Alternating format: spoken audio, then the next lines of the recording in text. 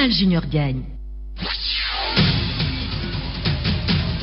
jàngeen jëf ci seen déglu ci rajo Futur Média benn waxtu jot na kees yi nguur gi koppar nekkatu ca loola mooy la gaañ a siiwal jëriñ ji ñu dénk wàllu ko moo ko daal di xamle mu tax kon ba askan wi ne yëg seen kàddu ñuy laaj ndax kon jot na nguur gi jóg taxaw temm ci na gaañ a caxate alalu réew mi dafa noo jógee ci nguur gi bu nu ca itam bokkee li nga xam ne moo jàpp jëm ci xibaar yi di koppar yooyu nga xam ne dafa ni kon amul ci mim réew loolu tax kon ba kii bi mu baraxloo ni kon xel mën na daal donte koppar yi nekk fi waaye nguur gi dina am feneen fu mu jëlee ay dërëm ngir kon faj yitte askan wi diggee beneen itam bu gaañi def jëmale ko ci fexe ba xam ani kan moo faat Mamadou Diop ak ñeneen ñi ñàkk seen bakkan ci campagne pré-électorale bi loola kon Amnesty International daal di ci am gis-gis bu mu ca yëkkati bu nu boolee ci biir xabaar yi lu jëm ci ñaareelu pàccu jëm ci la nga xam ne mooy xabaar bi ci réew ñuy teg nañu loxo jëriñ ju njëkk jafa woon di Carlos Gomes Junior guddi yuñ toll mi ngi ci loxol takk der ya foofa xibaar bi tey lañ ko daal di siiwal buñ ca njàmbaase lu jëm ci wàllu tàggat yaram toxtate yéene kaay yeeg Mamadou Mouhamed Ndiaye ndar kàpp wax lu jëm ci wàllu gis-gis mu di gëstu ak itam waxtaan ci kaddu yi bokk ci ministre bi ñu dénk wàllu budget bi xamale ni koppar yi nguur gi lenn nekku fi loola kon mën ngeen cee yëkk seen kaddu ci njeexitalu xabaar yi lay doon Serif Diop mu ne ci wàllu xarale bi.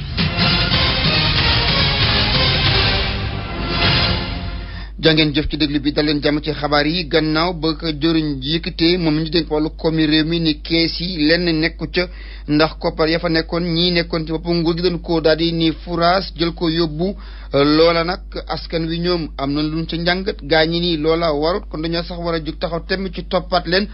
toppaat tànki koppar yooyu ngir delloosi ko ci nafa réew mi ndax alalu jàmbur moomuloo ko da nga ko fa war a ba ni ko gaa yi jëfee jëf la ju ñaaw joo xam ne ku ci ne am nga njàngat leen loo ca def reportage Mantourignon. ñii danoo jaaxle mbir mi daf leen mujjee yéem sax. Les caisses de l'État vides ça ne devrait pas exister. Une caisse ne doit pas être vide. c'est-à-dire man loolu daf may jaaxal. keesu état bi li ci am bëriwul dem nañ ba di wax ne ci dëkk bu normal xel du ko njort ba di ko xalaat ba di ko def. parce que budget bi ñu ko woteeg léegi c'est en fin décembre. on est au mois de mai. on a tout dilapidé normalement les caisses de l'État dañ ko waroon a bloqué bi élection yi commencé ñu war fi mën a tudd dara mais fekkoo fi dërëm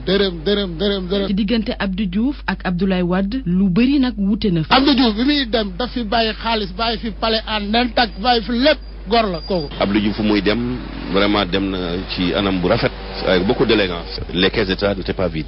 Bon mais ku gis xam nguur Abdoulaye Wade nu mu doon doxalee bon nga xam ni que on ne pouvait pas s'attendre à moins. parce que duñ doon passer xaalis yi. caisse de l'État bu amul xaalis wala boog li ci ne taxu kaa bëri noonu. kon ñan ñoo ko def. ñi fi nekkoon comme que dañu jubul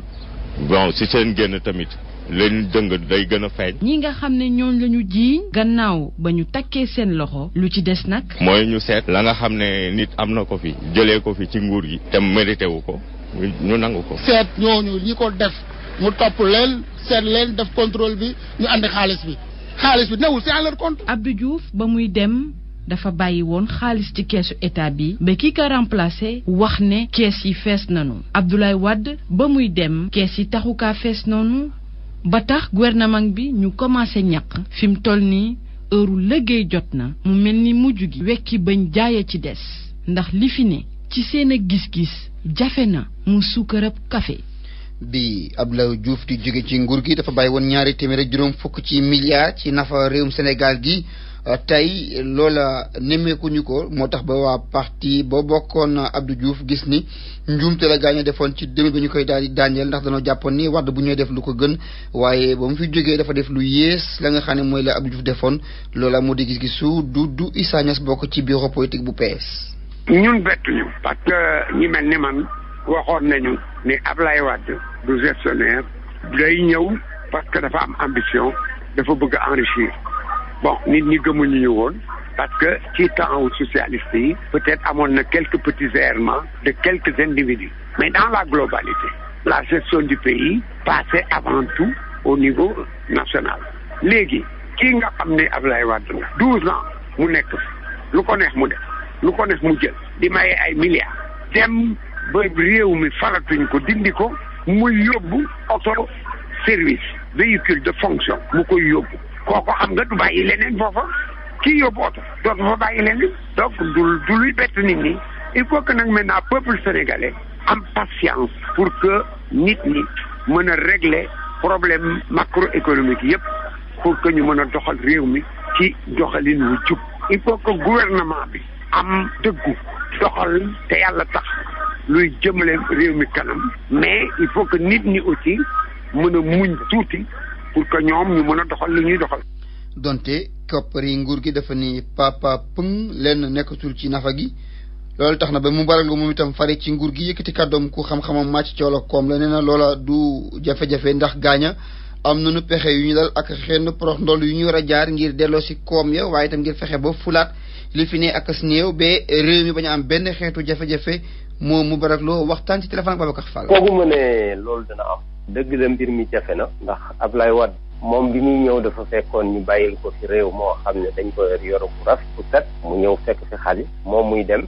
lu fi newoon mu yóbbaale ko loolu nag jafe na lool ci successeur am mooy Macky Sall waaye na nit ñi seen xel dal xam ne moom dana trouver solution pour mën a fexe ba état bi dox ni mu ware di mën a fay salaire yi dépense yi mu war a def tamit mu def ko nañ ko may temps yaakaar naa fii ak ñetti weer lépp danañ ko mën a rétablir indiwaat état bi ci fi mu waroon a nekk. nguur gi fi nekkoon di Laay Wàdd ki gaayam fu ñu jaar ba tey jii ñu gis ni wiide nañ keesu nguur gi. waa xam nga yow su fekkee da ngay gérer yow yaa ngi yore budget boo xam ne yaa ngi ko war a dépenser ci fukki weer ak ñaar yow nga nekk ñetti weer comme da nga nekk ci élection mooy Ablaye Wade nga ne li ma waroon a dépenser ci juróom-benn weer naa ko dépenser ci ñetti weer mi ngi mel ne nga yor sa kër nga fay ci weer wi. xam nga da nga war a dépenser weer wi yëpp waaye nga jël le 10 jotagul sax li nga waroon dépenser ci weer wi nga yóbbu ko. loolu la Ablaye Wade xaw a def la mu waroon dépenser ci juróom-benn weer wala juróomi weer mu ñëw dépenser ko ci ñetti weer. loolu nag dana andil tension trésorerie ci nga xam ne moom moo ñëw wuutu ko. waaye nag na nit ñi seen xel dal xam ne kooku mi ngi wut ay solution te dana am solution. pour mën a continuer di fay salaire yi normalement yeneen dépenses yi aussi danañ ko def ni mu waree. Sénégal am na jafe-jafe waaye nekkul situation boo xam ne dana dem ba du mën a fay dara lépp danañ ko mën a fay incha allah. lépp des ko mën a fay ñu daal di jàpp itam ni moom Macky Sall dina njiit réew mu Sénégal dina tukki gannaaw ëllëg di dimanche ca Gambie laa dem Banjul dafa dee di waxtaanee foofa ak Yaya Jammeh njiite réew moom di mu Gambie la ñuy waxtaanee du lenn lu mooy. coowal Casamance nees kon def ba ñaari réew yi lëkkaloo ci laxasi seeni gocc ngir indi ca saafara jëpp itam ci fexe ba indi saafara ci la nga xam ni mooy li fi xewoon ci laata ñoo fal njiitu réew mooy ay bakkan yu faatu te ñu ni kon dinañ ca tijjib l'enquête loola waa Amnesty ñoom rafetlu nañu ko waaye nag nee nañu ñu ngi ni xóotu de ci seen i gët di xool ndax yëf yi dina jaar ci yoon ndax bëgguñu benn xeetu njaaba njelle am ca loolu le Seydi Gassama moo nekk ci Amnesty International. dégg nañu ay déclaration gouvernement bi def waaye ba tey dégguñu benn acte boo xam ne gouvernement bi daf ko posé pour que ñi nga xam ne dañoo rayoon seen i mbokk wala boog ñi nga xam ne dañu leen gaañ ay gaañ yu métti ci ñu nekk tey di faju wala boog amuñ sax lu ñu faju dégguñu benn acte boo xam ne dañ ko posé fu mu ne nii pour ñu mun a am justice loolu moo ñu inquiété te ñu ragal ne comme que même magistrat yi nga xam ne ñoom ñoo doon yore dossiers yi dugal leen ci tiroir ñu ngi fi ba léegi ñu xam ne même police bi nga xam ne moom moo doon enquête ñeneen policiers di leen protéger wala ñeneen gendarme yi doon enquête ñeneen gendarme di leen protéger ñoom ñoo fi nekk ba tey suñu jógul ñun organisation de droits de l'homme ak famille yi ak képp ki nga xam ne Sénégal da nga yaakaar ne da nga war a xeex pour impunité dañ ci biir réew mi su dee jóguñu taxaw dañu ragal ne impunité boobu dina continuer ci biir réew mi moo tax tey ñu ngi interpeller président Macky Sall di interpeller ministre de la justice di leen ne dañoo soxla ay actes yu concret mënuñu xaar warul yàgg dañuy soxla très rapidement que ay enquêtes yu sérieuses ñu mun leen a taxawal ci wàllu képp ki nga xam ne dañu la rayoon ci violence préélectorale et que ay poursuites mun a enclenché wu très rapidement loolu suñ ko defee ñu dañ leen jàppale ñu liggéey loxo ci biir loxo pour que ak yelleef doomu aadama gën a dëgër ci biir Sénégal ak yelleef doomu aadama moo taxoon ñee impunité moo taxoon ñi xeex su dee moom maanaam inscrire na action ci rupture maanaam xëy impunité maanaam faydal ak yelleef doomu aadama ñu dinañ ko jàppale fexe ba liggéey boobu mun a am succès parce que askan Sénégal loolu la soxla. ñooy itam yëkki seen kàddu toppatoo ak yelleef doomu aadama rafetlu nanu ko wante ña nga yëkki seen baat itam di dànkaafu ne bëggunu nu mbubboo wàllu doxal yoon ak yu ni mel ba di jaarale faj seen soxla ci bi mën a dàqale ginnaaw wax seen soxla ne nañu doxal rek yoon ci kaw yoon ku def loo xam ni warut la ñu teg la ci yoon ku def loo xam ni war nañu bala nga moom sa bopp loolee moo di gis-gisu maître Baba Diop jokko ci Daouda Diouf. kenn warul tooñ nit te kenn topp la wala kenn mënu fi war a mën a am sañ-sañ di def nit ñi lu la neex te dara du la ci fekk donc bu ñu amee tey ay jëwriñ yu bees yoo xam ne dañu wax lu mel noonu yaakaar naa sénégalais yi dañu war a rafet lu mel noonu waaye nag dañu jàpp ne warul yem ci wax rek dañuy xaar ay acte ndax Sénégal kat boo gisee jamono yi ñu génn xawoon na fi bari yu mel noonu maanaam ay nit yoo xam ne dañu daan tooñ kenn du leen def dara wala dañuy def lu leen neex mel ni ñu moom réew mi donc bu ñuy ñëwee ne dañuy dindi loolu di nekk loo xam ne dañu koy rafetlu waaye nag ñi ngi xaar ñu def lii nga xam ne wax nañu ko te jëf wax ji aussi warul nekk loo xam ne ñoom it dañ ko jàppee loo xam ne dañuy ñëw di fayantoo ak ñeneen déedéet ndax li ñu war a def ñoom dañu ko war a def ngir sénégalais yi waaye waruñu ko def ngir ma Samba wala ma Demba. ak RFM kumpa tàggoog nag yéen. kumpa geneen gu ñuy taxaleeg yéen di xewee ca diwaanub Thiès dañu fa fekk génn góor Diallo la ñu ko daan woowee Diallo këriñ dañu ko fekk daal ñu rendi ko ca fa mu doon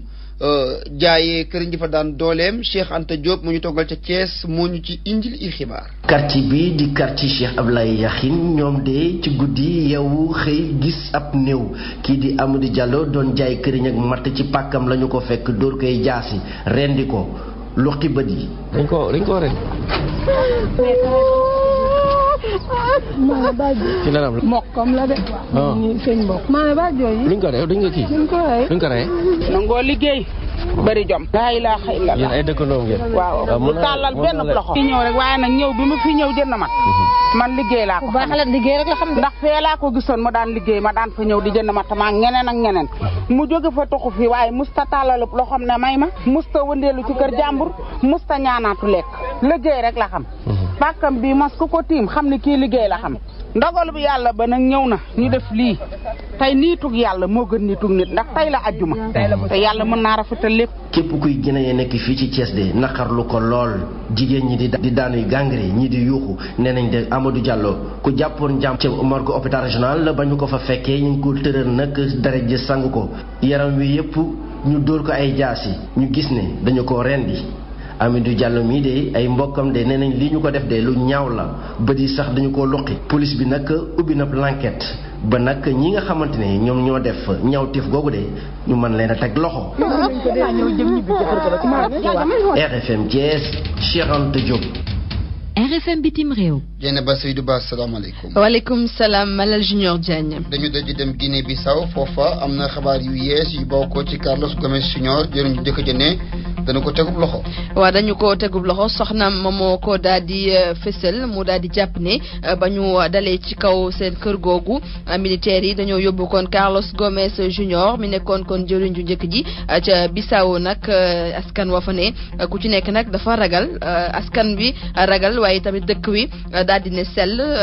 daal di selaw ndaxte lu jëm ci institution yi waaye tamit boutique yooyu yëpp la ñu tëj ca Bissau Noa Monkali. tënk ni muy guddi gi dafa yëngatu woon capital Bissau fu mu toll nii dafa changé visage institution yi ñëpp dañ ko tëj ak militaires yi ñooñu dañoo interdire accès ci résidence privée bu premier ministre Carlos Gomes Junior ak yeneen ambassades yi fii ci wàllu capital Bissau population bi fu mu toll nii nangul wax pour question de sécurité contrairement ci lu ñu waxoon lu ñu avancé ci faatu démb bu Carlos Gomes Junior tey si suba jabaram bu tudd Donna Salomé moom dafa def benn déclaration ci RFI foo xamante ni dafa ne jëkkëram faatu mais dañ ko jël maanaam militaires yi ñoo ko jël te tamit fu mu toll ni ba léegi moom amul nouvelle am ci leneen fan yi maanaam ci faatu yi amuñu benn faatu ak joo xamante ni ay gaañu selon source hospitalière yu ñu am campagne électorale boo xamante ni war na démarrer tey boobu du mun a am ndax ak insurrection militaire yi ak élection présidentielle bu deuxième tour boo xamante ni dañ ko prévoir ci ñaar fukki fan ak juróom-ñeent ci avril bu ñu nekk ni foo xamante ni Kumba Yàlla moom dafa bayku leen ni moomu du participer ci élection présidentielle bi Noa Monkali Bissau RFM. jërëjëf Noa Monkali ca kon Guinée Bissau ba léegi bu ñu sukkandikoo nag ci xibaar yu tukkee ci militaire bi am na ay kilifa yu bari yu ngi ci wàllum politique ñu teg loxo yóbbu leen kon ca état major ba CEDEAO nag di ñaawlu tentative coup d'état bi foofee foqati nguur gi kon ca Guinée Bissau États-Unis di sàkk kon ñu delloo waat civil yi pouvoir gi dañoo jàpp ne noonu la war a demee malal la. di jàpp ni ca réewum Mali itam njiiti réew yi bokk ci CEDEAO ña ngay taxaw tem nag ci càmbar conseil ba médiation ba. waaw résolution yi nga xamante ni conseil de médiation bi moom moo ko daal di biral la kon njiitu réew mi fas yéene kon daal di sëgg xool ndax mën na ne waaye nag la tukki kon ci seen ab ndaje ba léegi kenn xamu ko ndaxte dañoo rek daal di ànd ak pataral gu rëy gannaaw bu ñu génnee kon ci seen ndaje gu ñu amal démb ca Abidjan. Daouda Diouf.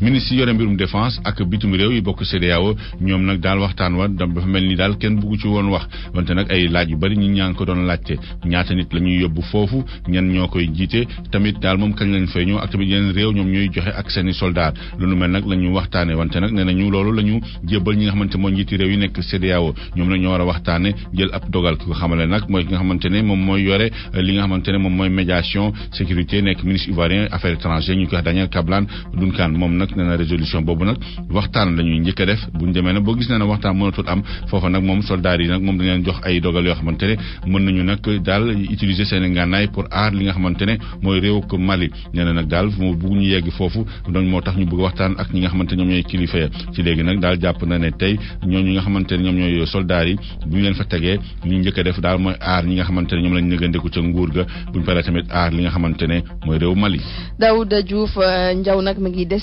xambin ci diggante ñaari Soudan yi njiitu réew yi di Omar Bachir ak Salva Kiir ku ci nekk nag di tuumal sa morom ne yow yaa bëgg guerre gi ca Khartoum ñu daal di rek fësal ab mobilisation ca Juda nag Salva Kiir daal di fësal ne tey ji la gën a taxaw ngir rek armée gi mën a tokkoon ca dëkk wi di Eklig foofu nag ñu taxaw fa léegi mu mat kon benn ay bés ONU Union africaine États-Unis ak Europe di sàkk kon ci ñaari parti yi maanaam ñaari Soudan yi ñu bàyyi xeexoo bi ndaxte jàmm moo gën ay dañuy jeexale Malal ak Syrie bi yoon Syrie lu xew Homs Syrie ay manifestation moom moo fa am ay nit yi faatooti nañu foofile ca Syrie ñan leen faat nag di way takk der yi ay junni syrien nag tey ñoo xëy di manifester ci dëkk wi yëpp gannaaw ba ñu amalee cessez-le-feu waaye mu mel ni mbir mi ña féetoog Bachar al-Assad wàccoowu nag la ñu xaatimoon ak ka yoroon médiation bu foofu ci ONU di Kofi Annan. yow la ñu dénk suba ci suñu jongante ak waa TFM wàllu naan gi. waaw. na nga ci def jinjeer indi ko jinjeer ju baax nga indi booy ñëw ak monsieur Tall mu jàppale nu mooy fubal 6 sa borom kër. Chérif moom amul licence du mën a bokk si jongante bi. Gañaar kay toog bismillah barkal Cheikh Tidiane Diagne yow 9h30 ngay fubal. waaw man day incha allah danaa fubal daal xaw ma daal fu may fubal daal mais 9h30 baax na. léegi dañuy daal di def wàllu sport dooree ci lamb ji diggante Balla Gaye ak Tyson ña nga cay waxaat ba léegi. waaw ña ngi cay waxaat la ko waral nag moo di promoteur bi di Luc Nicolaï moom nag dafa fas yéene amal beneen face to face maanaam beneen jàkkaarloo diggante ñaari mbër yi niki mercredi gi nag lay doon foofule ca RTS ndax ñoom daal dinañ jël kon bokk matuwaay yu war. ngir yëf yi mën a am ci jàmm ak salaam tontu lekk Pape Faye moom mi nga xamante ne moom moo yore kàddu structure boobu di Luc Nicolaï Enco. waxtaan nañu ak ñaari camps yi ñoom ñëpp d'accord nañu ni wax dëgg yàlla la am ñoom ñaawlu nañu ko d'abord bu ñu sañoon du am parce que bu dem ci dëkk boo xam ne naaw la ñu lay seetaan Sénégal ñu réew ñu dem yu mel nii ay bopp dara ji di tuuru ay jaasi sax génn na fa il faut le dire loolu dafa dañ ko rafetlu wul dafa tul dara daal ñu bëggoon bi nga xam ne loolu am na nag ñu xool ñun itam sénégalais yi dañu bëgg a làmb dañ ko bëgg seen xol loolu la ñuy seet ñu ne daal il faut ñu def beneen face à face parce que quand même dañuy bëgg sénégalais dañuy xaar ñaari mbër yi ñu jàkkaarloo ñu waxante ci jàmm ku nekk lu mën a def ba mais saa ñu def ay wax yu ñàkk teggin saa ñu dugg ci yooyu baaxul askanu Sénégal soxla wu ko léegi ba tax na bi ñu waxtaan nekk ak RTS nangu nañu ni wax dëgg yàlla comme noonu la demee te ñoom ñaari cas yëpp d'accord nañu ni la ñu def métti nañ ko naxal nañ ko kon nag ñoom tamit RTS d'accord nañu pour jël face à face boobu def ko foofu ci kër ga di RTS ñoom nag ñooy xool su fekkente ni événement bi dafa yor yenn dimension yi bu la neexee ñu ak comme accord avec le promoteur bien sûr ñu njëkk ci beneen bërëb boo xamante ni mu ëpp sécurité. ñu daal di waxtaane ba tey wàllu lamb ak association amateur de lutte yi ñoom nag niki dimanche gi ci suba gi ci bu 9h jotee ca stade Iba Mar Diop danañ amal foofu kon boog seen assemblée générale kaddu yooyu nag bawoo si seen njiit di Doudou Diagne ko moom mi ñu xam leen sax moom kon bokk du doon candidat ngir doonaat président association des amateurs de lutte fini ci Sénégal. wàllu football ak ndorteelu fukkeel ak benneelu bëccëg bu championnat national bu Ligue 2 tey jii ci ngoon ci stade Demba Diop ci bu 4 heures jotee maanaam ñeenti waxtu diggante Port lay doon ak Kaffrine 6 heures diggante GIA lay doon ak Renaissance yëf nekk dinañ ko yeggali ni ki ëllëg Ligue 2 bi moom nag ëllëg dana daal di door moom itam fukkeel ak benneelu bëccëgam ci wàllu poule A bi ci samedi gi diggante Duc du étudiant yu Dakar ak compagnie sucrière sénégalaise bu Richard Toll Union sportive de Ouakam diggante mag Linguère bu Saint-Louis lay doon GFC diggante mag Jambar bu Saly féete ci bopp Rogadou gi lay doon Yaakaar bu Tëngéej moom nag dana tase ak ñi di waa Union sportive de Gorée ci poule B bi AS Pikine diggante mag Yégo lay doon Douane moom ak Touré Kouda danañ tase ñaari tali diggante mag Casa Sport bu Ziguinchor féete ci bopp Rogadou bu poule B bi kon bokk ñoom danañu tase wàllu football ba tey ak kii di Pape Thiaw moom nag bokkoon na ci équipe nationale jamonoy 2002 ci bu Sénégal doon def jéego yu rëy yooyu ci wàllu football moom nag jamono gi ma ngay football ca ñaari tali gannaaw ba mu bawoo ca bitim réew moom nag daal na addu jëmale ci waxtaan bi nga xam te ne jamono gi ñu ngi ko amal ngir seet ana kan bokk mooy wuutu Amara Traoré ci bopp équipe nationale bu football bu Sénégal moom nag gisul kenn ku dul Bruno Metsu ñu déglu ko ci micro Malal Junior Diagne. ñëpp xam nañ ni joueurs yi ay très bons joueurs lañ ay joueurs yi baax a baax lañ parce que wane nañ ko déjà ci qualification donc que ñu relever la tête surtout que jël déroute bu ñu def servir que de leçon travailler bu baax a baax pour ñëw montrer ni ba le passé erreur la woon daal. d'accord nga Metsu par exemple dellu sa équipe nationale bi. waaw bon pourquoi pas donc comme on dit quoi Metsu déjà comme li ñuy wax rek Sénégal déjà jig nañu ñëw na fi montrer wane dara bon man mu ko xam comme joueur xam naa ni vraiment. C'est le meilleur entraîneur presque que j'ai connu. Bon, pourquoi pas. Non, mais après aussi, Tamit, il ne faut pas oublier aussi, au Sénégal, il y a des très bons entraîneurs. Donc voilà, donc Amara a montré déjà ses preuves. Bon, de même s'il a fait une déroute, voilà, c'est la vie, c'est comme ça. Bon, maintenant, ils ont changé, il faut trouver quelque chose le plus rapidement, et voilà. Kooku di Pape Thiaw doon fi jamono joueur équipe nationale bu football bu Sénégal Malal Junior ñu daal di ko jeexale ak wàllu athlétisme ak meeting kon bokk semi marathon international wutek meeting international bu Dakar kon bokk semi marathon international bu Dakar wàllu athlétisme la ña ko organisé nag di fédération sénégalaise bu athlétisme ni ki ëllëg kon bokk lay doon ci ngoon si bu 4 heures jotee loolu nag di fukkeelu édition budget bi nag toll na ci fukki millions ak juróom si suñu koppar jàppale ni kon bokk semi marathon international bu Dakar ñu ci xaar ñi ay athlètes yu bëri bawoo ca bitim réew kon bokk loolu lañ fi jotoon indi ci xibaaru tàggat yaram xanaa rek dellu si suñu jogante bi ndax sànq ba tey Babacar Fall bi moo topp ci couloir yi nee na moom daal numéro 10 bi daal la soxla nañ ko jox mu fanaanoo ko te man xaw ma la si jublu. numéro 10 bi nag du dem waaye waa TFM ñoom jot naa sa bind seen ay tour ba noppi yóbbu naa leen ci sëriñ bi. dama leen di xonjam dóor leen ñooñu journal ko ci rajo bi tijjee ko 12h bi. suba la 10h ca piscine olympique. ca piscine olympique bu soobee yàlla. 4 lañ leen di dóor def si jingal. Critique Média di jàngat liggéeyu taskatu xibaar yi ci rajo yeeg télé yeeg yéenekaay yi ba ci internet Critique Média aljuma ju ne. tey ci aljuma ji Awa Mbaye moo da def Critique Média. dal leen jàmm ci Critique Média. tàggat ñi tas xibaar ci lépp lu jëm ci dunduko waylaago yi lii nag nekk loo xamante ne yitteel na leen ñoom ñi nekk ci association yi ëmb waylaago yi ci Sénégal ndax yenn saay dinañ déglu wala ñu lire journal gis ci wala dégg ci baat boo xamante ne neexu leen mel ni ay baat yu mel ni gumba te waroon nañoo wax silmaxa wala yeneen yu xeetoog yooyu Yatma Fall moo yor kàddu ko fédération bi ëmb association waylaago yi fii ci Sénégal moom nag mu bokk ci atelier bi nga xamante ne dañ doon tàggat taskatu xibaar yi ci dundinu waylaago yi. booy seet toujours waylaago yi toujours ni ñu leen di tuddee dafay am ay wuute ñi dañ koy waxee ni ñii di ko waxee na le ñu ne woon tey bu ñu dajalee ñi nga xam ne ñooy journalistes yi ak taskati xibaar yi waxtaan ak ñoom ñi dañ waxtaan ak ñoom ba ñu jubboo ci mbir mu nekk nan lañ koy tuddee ak nan lañ koy woowee ba kenn du ci mën a mer kenn du ci parce que boo nee kii lagaj la xëy na mu mer boo nee kii laggi la mu mer waaye boo nee waylaago la buñ jubboo ne waylaago lañ war a wax kon kenn dootul mer. Daouda Mine moom ab journaliste la nekk ci journal L'Observateur moom ci xalaatam nee na ñi nga xamante ne ñoom ñooy tas xibaar dañoo woor bis bu yàlla sàkk di natt seen xam-xam ngir ñu bañ a gaañ kenn ci ñi ñuy jëmale xibaar yi. waaw man dama xalaat ni journaliste bi dafa nekk moo xamante ne xam-xamam dafa màcc ci joxe information te liggéeyam du da koy liggéey pour ma sàmb wala ma demb ñëpp ñoom ñoo ci bokk yem léegi nag liggéeyam boobu bu fekkee ni da koy def dafa war a xool li nga xamante ne moo yi nga xamante ne moom lay utiliser pour bañ a gaañ kenn pour loolu nag il faut que tamit mu xalaat ci yenn catégorie nit ñi nga xamante ne dañoo am laago léegi nag pour que journaliste bi mën a def loolu il faut que moom si boppam muy dem di jàngiwaat des fois di gëstuwaat ci termes yi di participer ci yenn atelier nga xamante ne yenn termes yu nga xamante ne dañ ne buñ ko utiliser te pour catégorie yooyu ñu bañ di ko utiliser pour bañ a gaañ. Abdou Koño Diop moom ab silmaxala ba pare jiite ab association foofee ca Pikine moom li muy ñaawlu mooy ñàkk émission ci programme télé yeeg rajo yi di wax ci situation waylaago yi. chaque média am benn horaire boo xam ne da ko mën a permettre ñu am benn émission bu ñu mën a wax bu c'est à 15 minutes ou 1 heure de temps. ça mën na nekk mensuel mën na nekk semaine bu nekk bu ñu ko mënee am dina baax daal parce que ça nous permettre ba peut-être ñu gën a mën a wax suñuy activité également wax ce qu'on attend de l'État également de la société. koo xamante ne mooy nekk ci télé bi di leen tekkil kon li ñuy wax lii la Babacar Diagne Ndiaye kon bëgg bu toogee ba jàkkaarloog téléem di seetaan émission bu mu mënti doon moom du dégg ba noppi dafa lu waaye François Manga moom moo ñuy tekkil li nga xamante ne moom lay liyaar te bëgguñu ko eggee. moom lu mu bëgg. pour mu am interprète au niveau de la télévision dañuy xool image yi mais amul koo xam ne day miime pour mu won leen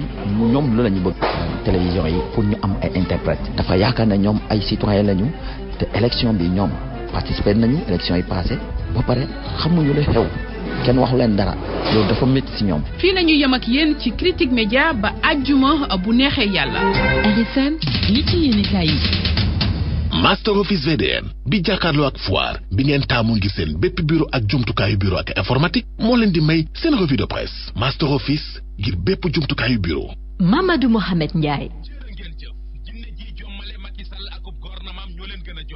la tax moo di ni ñu fekkee réew mi dara ci baaxul ubbil enquête yéene kay journal bi nañu démb ci seen conseil des ministres bu njëkk ba ñuy amal ba ñu toogee di càmbar tolluwaayu réew mi rawatina wàllu kom bi dañoo dem ba mujj waaro ci yàlla sunu borom Sud Quotidien nañu Amadou Kane ministre bi amee naf ak réew mi di économie ak finance nee na keesi nguur gi dara ci nekkul dafa witt ba ne pëng ne wëng Abdoulaye Daouda Diallo mi ministre bi seen yi ci observateur keesi nguur gi fekk ñu fi dara li ñu fi fekk mooy ñi fi newoon dañoo lekk ba lekk lu ëpp lu ñuy am populaire nañu waaye yëf yi du yombe noone ndax doo dàq bi tàmbali na ne kii di Aminata Touré ministre de la justice démb ba muy def passation de service nee na képp ku yore àllu réew mi ak foo mën di nekk na nga ko indiwaat lu ko mooy lépp lu ci waay ngembal da nga ko goxiwaat boole ceekit ñi nga xam ne dañoo faatu te ba fi mu nekk nii kenn amul lu leer ca la leen faat ku ci mel ne Mamadou Diop ak Malick Bak ñi leen jiitu woon ñooñu ñëpp la leen faat ministre de la justice di Aminata Touré ne danañu ko lijjanti Mbaye Ndiaye moom dikk yokk ci xal mi karaw ci xët mu njëkk populaire ministre intérieur di fa xamle ne lépp lu ñu am danañu ko jëfandikoo waaye fu àllu réew mi nekk ña ko fa dugal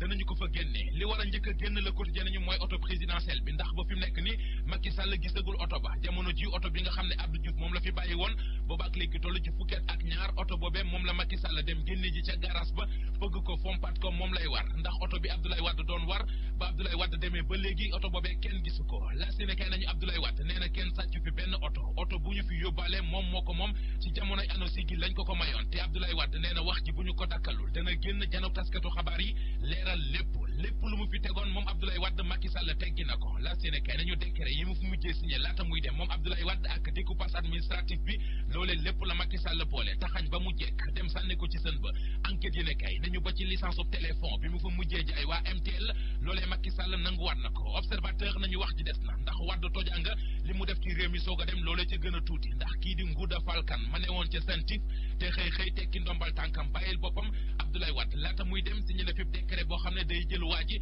yóbbu ko ca bopp IGE di inspection générale d'État journal bi nañu te loolee Abdoulaye Wade def dug neen lëfa nga ca doom ju góor ja di Karim Wade populaire nañu jamono ci ma ngay bàkk boppam libération ne ko yemul rekk ci bàkku ak di kañu ne audit yi ñuy wax ci réew mi Karim Wade nee na moom la yàkkamti ci observateur ndayi mbile ji di Karim Wade nee nañu ko audité loolee rekk la yàkkamti la ñëpp yàkkamtee xam kañ la moo di face à face Cheikh Diop Yékini ak Triple S Balla Gaye 2 observateur nañu jàpp nañu beneen date fukki fan ak juróom-ñett ci weeru avril lay doon sunu lamb dikk jox ñu bés ba àllarba fukki fan ak juróom-ñett ci weeru avril ca RTS moom la Balla Gaye 2 ak Cheikh Diop Yékini fas yéene jàkkaarloo ba ñu doon fas yéene di face to face ba ñu bëggoon a amal ca hôtel Radisson te yëf ya mujj ci dóorante kurpañ ak wérante jaas teg sànnante siis journal bi di sunu lamb xëy na dellu siwaat ak ñun ci la tax yëf ya mujjuta am leneen li nekk ci journal yi moo di daanu ba fa Balla Gaye 2 daanu keroog Leewtoo yéene kay di laaj ndax jëllu Balla Gaye 2 boobee ndogal la am ay xarga fuufa la Walfadjri Sport nañu ak lu ci mën di am daanu Triple S boobee di Balla Gaye 2 bari na coow Thierno Gueye mi amee xarga fuufay Balla Gaye yi nañu Balla Gaye 2 daanu ak mu ñàkk a daanoo ci yam li leer ba leer mooy ñaar fukki fan ak ñaar ci weeru avril Balla Gaye ak Yaxya Diop Yékini bu ñu janoo Yékini mooy féete suuf Double Less di bàyyi Triple Less di ñu xamal ne wàllu prudence di teey ak dal war na Balla Gaye ñu dali ci observateur ànd dem ca Kolda ubbil journal bi lu doy waar moo fa xew benn maire bu demoon ci génn kër di yalwaan waa kër ga dugg ci biir néeg bi di xool lu ñu ko sarax dikk génn fekk maire bi soppaliku muus. Master Office VDN moo leen doon may seen revue de presse. Gis-gis ak la maison de l'Égypte bu waa groupe NGS yëngu ci wàllu électronique électroménager mobilier de bureau ak informatique. ñu ñëw ci gis-gis tey mooy déclaration ministre budget bi wax ni koppari nguur gi dara nekkul ci kees yi loolu lu ngeen ci xalaat am na ku nekk ci ligne bi téléphone bi di Bamba Ndiaye nekkoon ci jamonoy alternance bi ministre bi ñu dénk wàllu kër diine yi monsieur le ministre maa ngi lay nuyu. maa ngi lay fay Malal. mbaa jàmm rek nga yendoo. alhamdulilah. njàngat lan nga def ci li nu ni koppar yi nekkoon ci nafa réew mi sa gaañi dañ ko yóbbaale. waaw njàngat li ma ci def moom moo di ne ki ko wax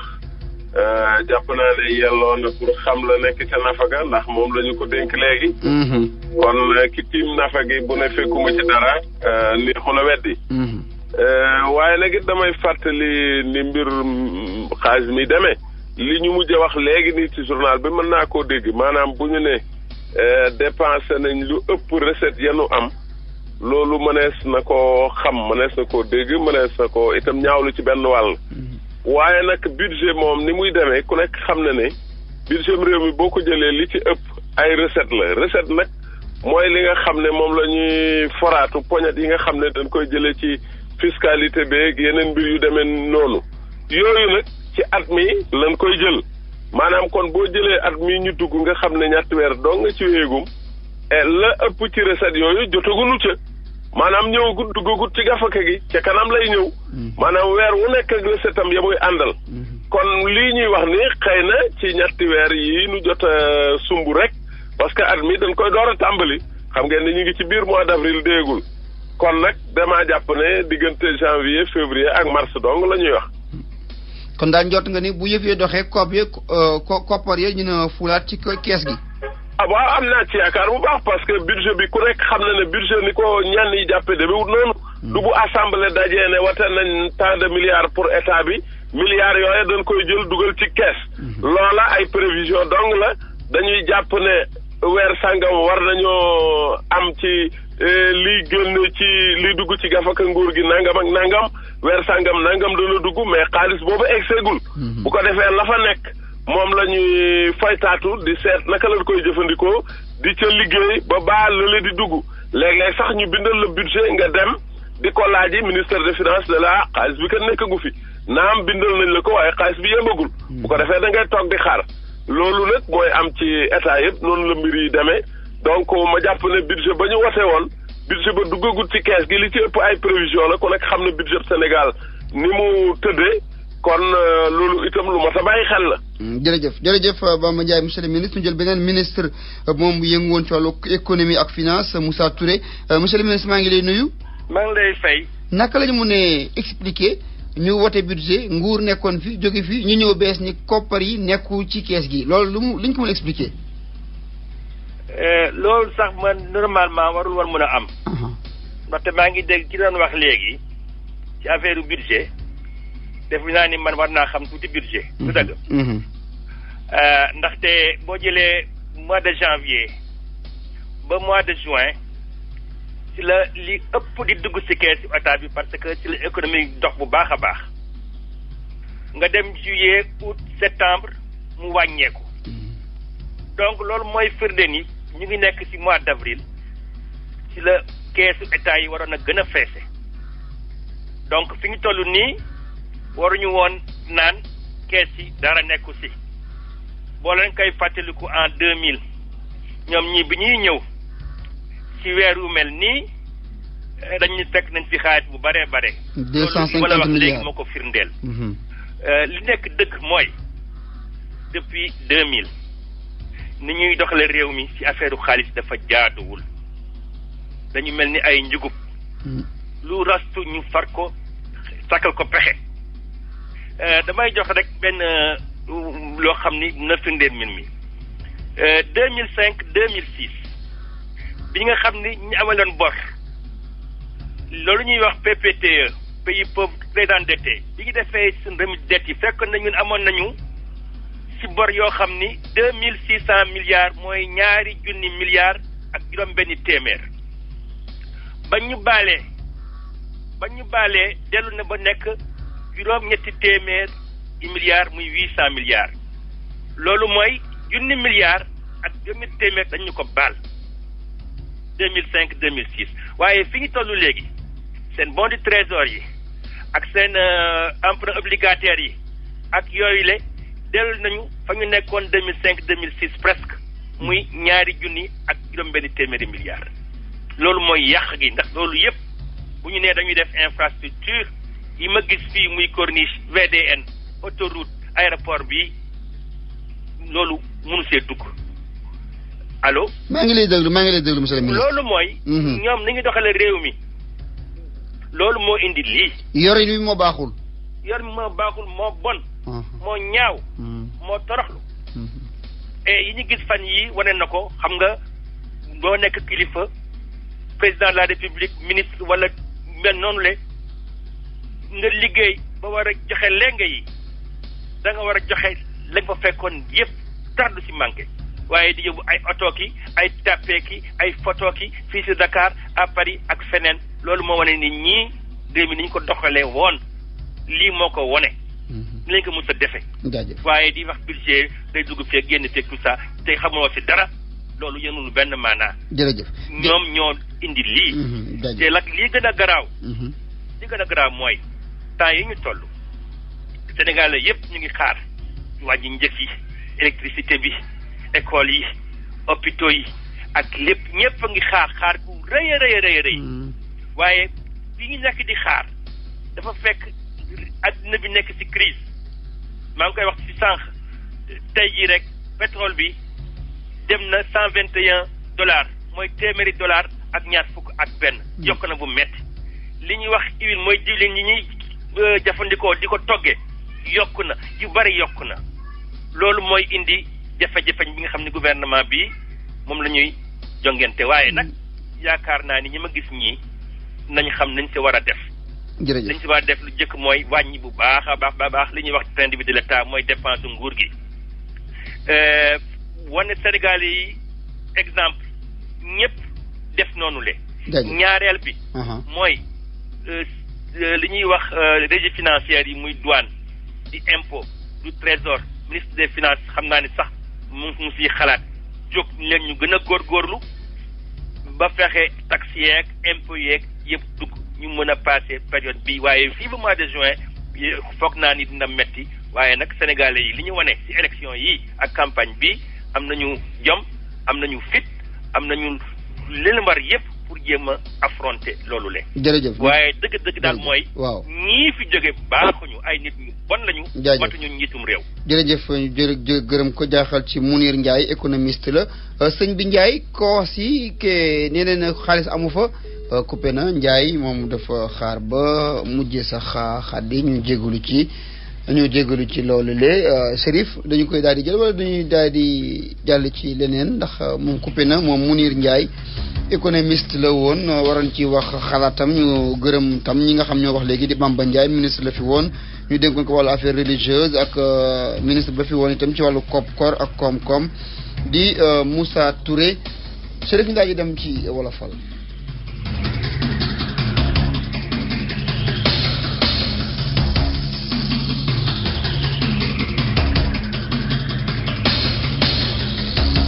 La Maison de l'Égypte bu waa groupe NGS yëngu ci wàllu électronique électroménager mobilier de bureau ak informatique ñoo leen doon may gis-gis. wolofal baaxoo nañu aljuma bu nekk ñu indil leen ab léebu tubaab naan ko proverbe ñu ci ànd tey ak El Hadji Lamine Mbaye bi ñuy faram-fàcce di lu wolof naan tey la wàllu gën a aay El Hadji lu muy tekki. xam nga wàllu am na fa talaatay ndeer ju jëkk ak talaatay ndeer ju mucc tey la gën a aay mooy wàllu tey lañu gën a farlu ci njàmbaar ci fit ak ci nangoo liggéey ak ci fekk seen bopp nag loolu moo waral ñu naan wàllu tey la gën a aay waaye du coxor moo tax wala leneen waaye ci njàmbaar la ak fit ak farlu ak nangoo liggéey. waaw ndax mën nga ñëw fàttali fi baat bi jóge. baat bi mi ngi jóge ci li mu jàng xam nga histoire dafa bari version mi ngi jóge ci xeex boo xam ne fii waalo yi dañ ko xeex contre naar yi muy talaata yi leer jëkk ak talaata yi muur mucc les Mouravias loolu daal fa la baat bi jóge ba nga xam ne waalo ci njàmbaar ci fit ci ngor ci am jom ci nangoo liggéey ci farlu moo war ñan waalo ko tey la gën a aay kuy dem ci ñoom it nanga dem ak ñoom ci jàmm ak sutura ak teraanga. El Hadj ba ci yeneen i jamono jaajëf yéen it Wolofal di leen jox daje altine ak jàmm jërë ngeen jëf. jaajëf fu ñu daal di ko ndar kàpp yëf bokk na ci lañ doon waxtaanee koppari nguur gi dafa ni kon ni papa pëng lenn nekkul ci la nga xam ne mooy nafa gi loola jot ngeen ci dégg doomu Sénégal yi lu ñu cay yëkkati waaye teewul itam gaañi ni pexe moom mën naa am ci fexe ba nguur gi mën a am as tuut sox loo xam ne dina ko doxee ak a faje ka soxla yi gën a tuuti xaarandi kon koppar yi fulandi ba mu mën a faj yeneen soxla yi loola moo di gis-gisu Moubarak Lo économiste la bu nu ca boolee ci biir xabaar yi ca Thiès genn waaye yu njaay këriñ bu nu fa faatun woo xam ne wu ñaaw la desu ko rendi ba noppi loqati bët ci tut ngeen ci déglu kii di Cheikh Anta Diop mu àndil ñu ci ay xabaar bokk na ca wàllu bi ci réew jàpp nañu Carlos Gomez Junior ma nga ca loxol takk jëri de ci bëccëg lañu ko daal di tegub loxo Dieynaba Seydi Ba mënu ko yeggeel Cheikh Tidiane Diagne moo jàngat wàllu tàggat yaram si yéenekaay yi moom Mamadou Mouhamed Ndiaye moo ko jukkee ni Chérif Diop moo fare woon ci wàllu machine bi ci micro bi Malal Signor Diagne di sàkku ci yàlla borom bët bu rëy bi mu làq leen fu yàq yeggul te musal leen ci pexe waa kër ñàkk jàmm jërë ngeen jëf salaamaaleykum. di ko doore ñaar fukki fan ak ñeent ci weeru avril ba juróom-ñaari fan ci weeru mai MoneyGram moo leen di jagleel quinzaine africaine fas yéene wàññi leen lu tolloog 50% maanaam xaaj li ngeen war a fay ci frais booy yónnee xaalis ci dëkku Afrique yi jëfandikoo CFA ak Guinée ak RDC. waa yow dégg nga lii moins 50% man moom quinzaine africaine bii du ma romb noonu. moins 50% ci li ngeen di fay ci frais boo leen di yónnee xaalis ci njëg yu door janvier 2012 hors taxe locale ak hors taux de change te Guinée-Bissau ak Guinée équatoriale yi bokkul zone CFA jege leen suñu point de vente yi ngir am yeneen i leeral liste dëkk yi ci bokk ak lépp loo leen soxla ci opération bi. Chez Orange, nous savons que la reprise de la saison de lutte est un événement pour tous. Fêtons-la avec Dalal Toys. Jusqu'au 30 avril, Orange vous propose de télécharger pour votre mobile le pack de votre lutteur préféré en envoyant par SMS Dalal au 26028 pour souscrire, puis Dal plus le code du Dalal au 26028 pour télécharger ou en cliquant sur étoile pour récupérer le Dalal de votre interlocuteur. Orange, sponsor numéro 1 de la lutte. Code du Dalal disponible sur www.dalal.orange.sn ou au 1441. Ou du Dalal, 100 francs. Être fan change avec Orange, la vie change avec Orange.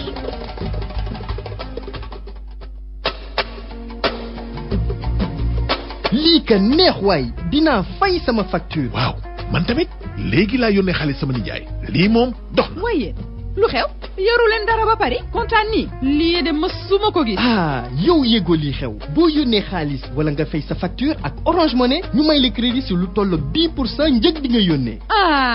man sax damaa war a yónnee sama maam xaalis. yónnee mooy gañe ñun waa Orange jàpp nañu ne wóolu bi ngeen ñu wóolu tax nañu war leen delloo ñu kël saa su ne moo tax fii ba fanweeri fan ci weeru juin saa boo leen yónnee xaalis wala ngeen fay seen facture ak Orange Money Orange may leen crédit lu tolloog 10% ci njëg bi ngeen yónnee wala bi ngeen fay ci facture bonus bi nag si réseau Orange rek ngeen ko mën a jëfandikoo te mënoo leen ko yónnee. Le bonus change avec Orange. La vie change avec Orange.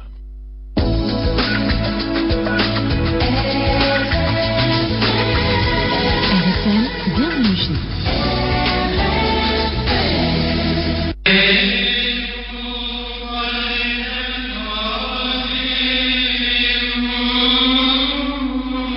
Madame Khady Odette Diaw et enfant Mérose Pyrotechnie, veuve du défunt, Ghislaine Eva Tine, fille du défunt, Marie-Hélène Tine à Thiès, famille feu Jean-Baptiste Tine à Thiaroye, famille feu Joachim Malik Tine à Guédiawaye, famille feu Gaston Tine à Pognène, famille Michel Tine à Thiès, Madame Lali Mbaye, tante du défunt, Madame Marie-Madeleine Tine, sœur du défunt, Madame Anne-Marie Koumba John, grand-mère du défunt, Monsieur Joseph Gaye John et famille à Thiès, Monsieur Pierre Gaïki Mbaye et famille à Pognène, les familles Tine, Mbaye John Fayoum, parents et alliés ont la profonde douleur de faire part du décès à Dakar de Monsieur Gabriel Sambatine, ingénieur en génie civil, précédemment en service à l'Agéroute. Décès survenu le mardi 10 avril 2012 à Dakar. dans sa 46e année. La levée du corps est prévue pour demain samedi à 9h à la morgue de l'hôpital Fann. La cérémonie religieuse est prévue à 11h à l'église Saint-Joseph de Médina, suivi de l'inhumation au cimetière catholique de Saint-Lazare de Béthanie. Les condoléances seront reçues le même jour à la maison familiale à Thiaroye Minam, près de l'usine des eaux. James Brown, Ndiabotuk Brown, Nunez, Sagna, Bass, Carvalho, Sambou Camara, Koublanu, Nyadjo, Gaye, Prera, Djadjou, Dafoseka donc, Debo Cher ak itam njabootu Koublanu ca Lomé mbokk yeeg am di jàmm ak dëkkaale ñoo àndi nangu dogalu borom bi dina yëgal génn àddina Madame Brown ne Julienne Nunez génn àddina niki samedi juróom-ñaari fan ci weeru avril ne enterrement am ëllëg samedi lañu ko jàpp fukki fan ak ñeent ci weer wi.